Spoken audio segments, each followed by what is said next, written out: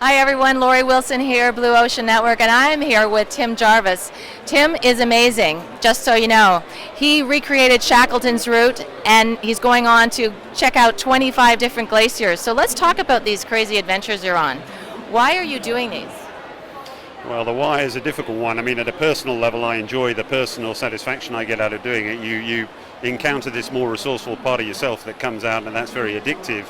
The other main reason for me is the environmentalism, and I use expeditions as a kind of hook to get people interested in an environmental message. Sadly, people wouldn't necessarily listen to the environment message if you just went in through the front door with the environment piece, but if you go in with adventure and in the corporate world with leadership lessons and things like that, you can picture your environmentalism on the back of that story. Well, with your Shackleton expedition, that was crazy. You used the same kind of boat, you wore the same kind of clothes, Yeah. and when you were doing this, you confronted climate change full bore, correct? That's absolutely right. I mean, the Shackleton expedition we did in exactly the same way that Shackleton did, but 100 years on from his expedition. And the changes we saw from when he was down in Antarctica and we were there 100 years later were very, very pronounced. I mean, the ocean, of course, is more acidic, but the temperature has changed. And on the land, the glaciers that we crossed, for us it just wasn't the same as it was for him. He had to cross 3 big glaciers, and for us it was only 2. The third one is now a lake. And most of the glaciers on the island that he was trying to reach are in wide-scale retreat due to climate change. So things have really changed since his day. Shackleton is known as being a tremendous leader, and now you're in his footsteps. In fact, when I saw the picture of Shackleton and I see you, you are the spitting image of Shackleton, honest to God. Did you ever notice that? You look like Shackleton? I didn't, and look, Shackleton died at 47, and I just don't want too many similarities between me and Shackleton. You know, he died of terrible pressure and that sort of thing. Now, he did die young, and I think a lot of it was the pressure of the expeditions he undertook, which were just the biggest expeditions that anybody could possibly undertake. But yeah, you know, it's a good point. I mean, I think the leadership he stood for was all about, you know, he understood what it took to get a team to want to pull as a single entity to get a job done.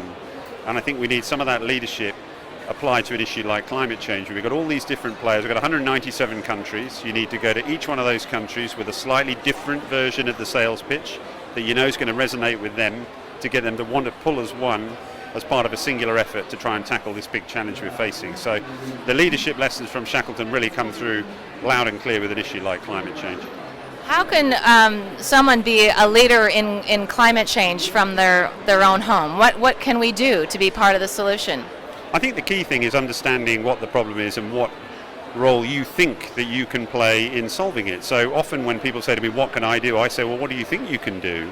And if someone works in banking, I mean, maybe they can be thinking about how that bank invests its money. Where is it investing? Is it investing in fossil fuel-based stuff, or is it thinking of alternatives?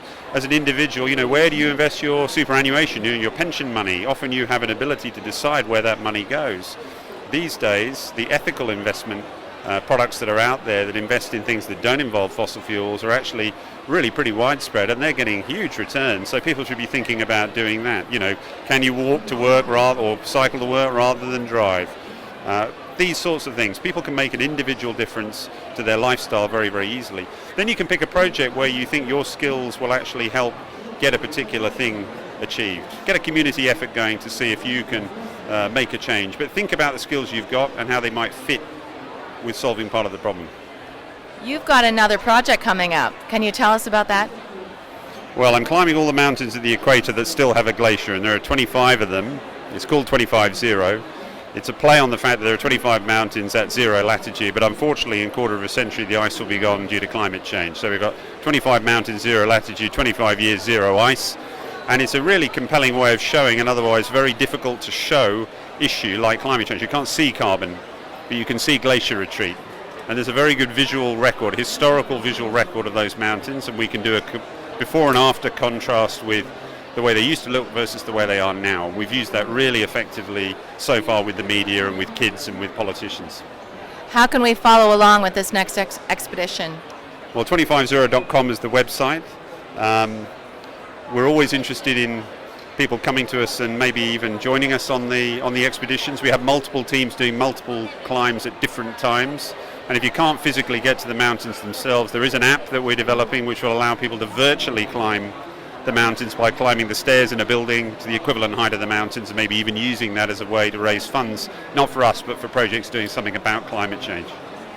This is brilliant. Thank you, Tim. You are very inspiring, and best of luck with your next 25 expeditions all in one. Thanks, that's great.